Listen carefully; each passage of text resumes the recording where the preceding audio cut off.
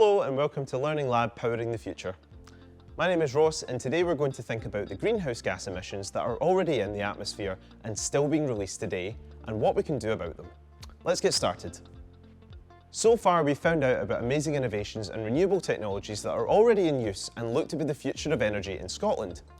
We've thought about electricity, transport and heat and where we're going to source that energy to make each of them work. We know that our future isn't going to be powered by just one source, but instead we're going to rely on a mixture of different technologies and energy sources, giving us an energy mix. This energy mix is going to change over time as we use more renewable energy and move towards net zero emissions. In the meantime, we're still using fossil fuels to fulfill some of our energy needs. We can't stop using fossil fuels until we can entirely use renewable energy.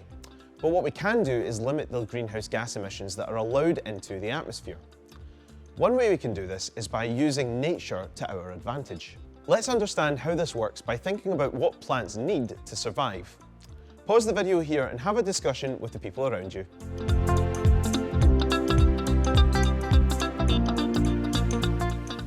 To survive, plants need light, water, heat and air. The air contains both oxygen and carbon dioxide, which they need to take in.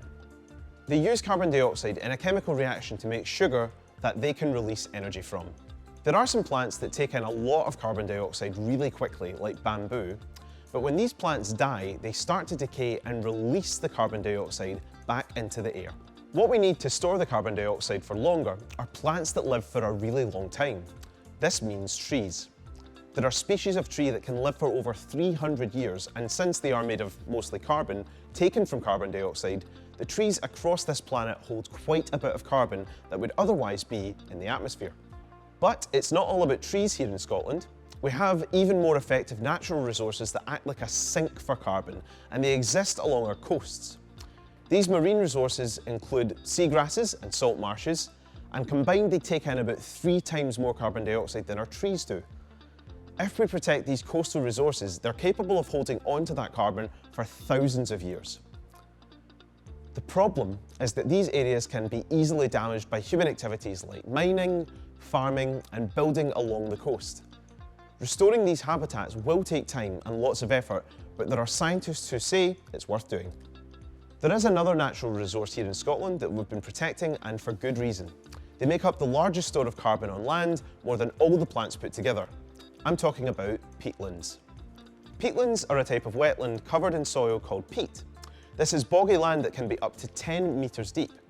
It can take about 1,000 years for 1 metre of depth to form, so it's been around for a while. Peatlands cover over 1/5 of the land in Scotland. They hold large amounts of carbon dioxide, but when they're damaged, they can start to release that carbon. This damage can happen when they're drained. Soil is removed or they're used for farming.